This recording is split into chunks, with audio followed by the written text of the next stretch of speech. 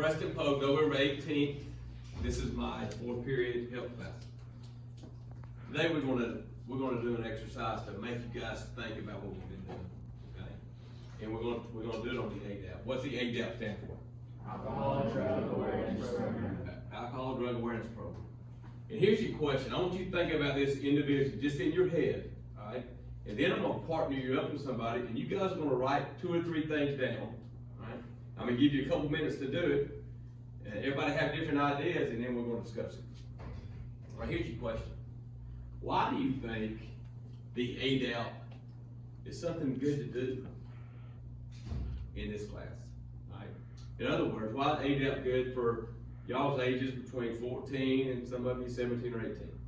Why is this a good thing to do? Okay. Get with your partner, and I want you to write down 2 to 3 things. I'm gonna give you 2 minutes to do it. All right, go. Why is it a good thing for your age?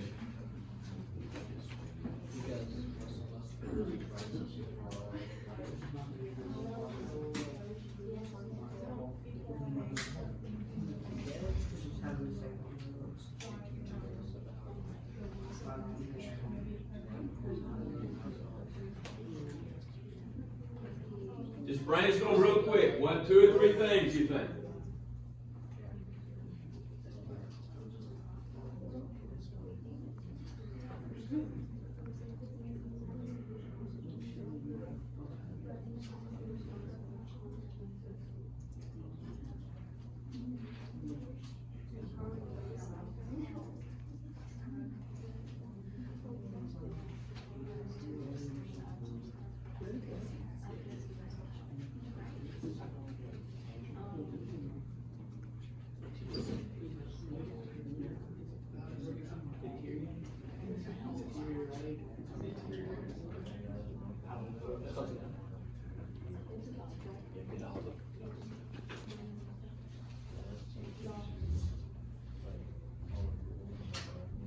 All right, real quick, think, write it down.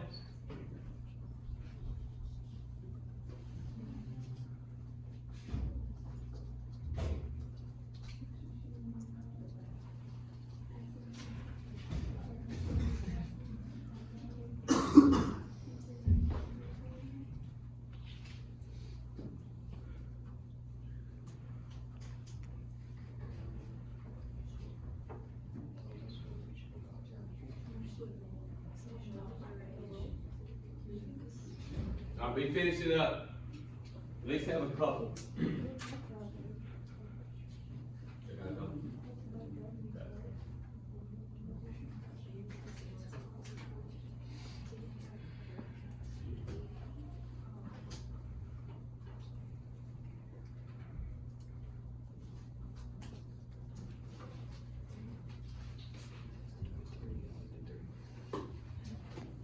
All right, is everybody ready?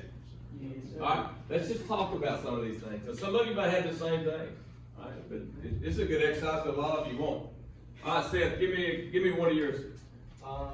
It is extremely important to know what you're putting in your body and how it can affect you.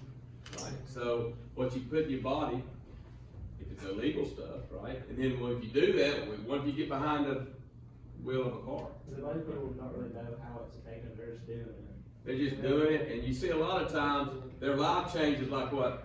Just like that, man. Everything could be going good, and they do something, make a bad mistake like that, and then their life's really altered. All right? Give me one. Somebody else give me one. Give me one, Blaine.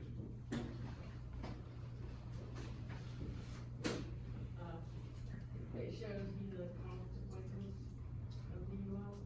Yeah. So it gives you consequences of DUI, right? But it gives you consequences of a lot of different stuff at your age you wouldn't know about, right? Some other things, not just DUI, right? Give me another one. Blaze, give me one. It's important to learn what not to do and like how to prevent it from happening. Yeah, so what not to do. So not just, we talk about DUI, the first couple, all right, but also how to drive, right? What's some of the rules of how you're driving and just the basic rules. Give me another one. Give me one.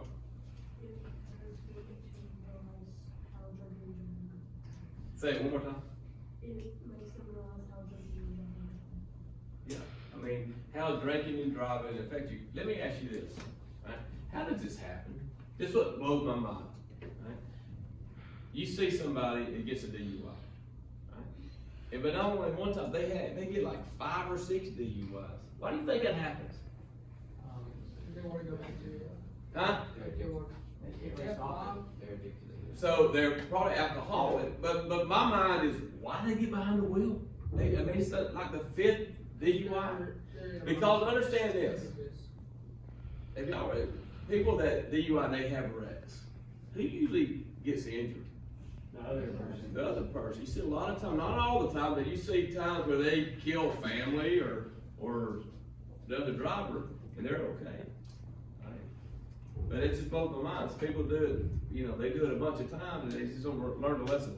Don't do that stuff. Do y'all understand? That's a big deal. All right? Give me another one. To make sure that we know the laws of the road. Yeah, make sure you know the laws of the road.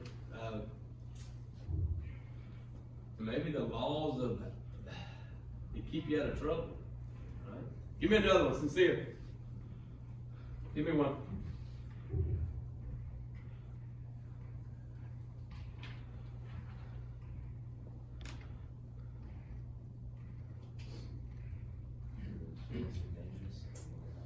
Say it again.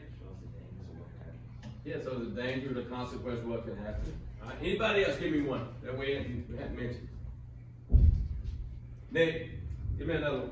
Oh, and the ADOT talks about how like rules, like how to say. Yeah, rules about safety. So for example, somebody answer this for me.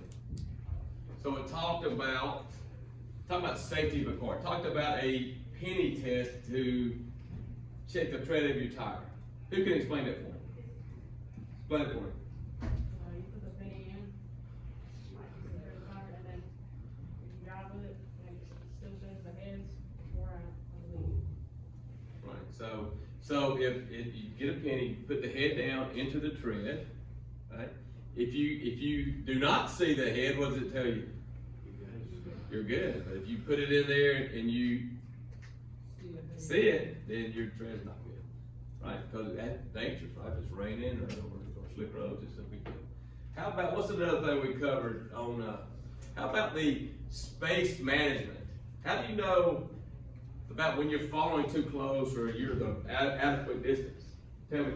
You could use, kind of like a landmark or something, and whenever the person in front of you passes that, you count 3 seconds, and if you pass it before that, you're too close. That's right. So if you pass a telephone pole, or the car in front of you passes a telephone pole, you go 1001, 1002, 1003, and you're not there yet, you're okay. All right. Does everybody understand that?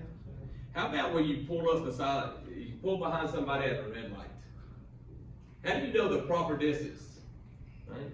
So they're already stopping. You pull up to a red light, what? Be able to see their back tires. Yeah, to be able to see their back tire.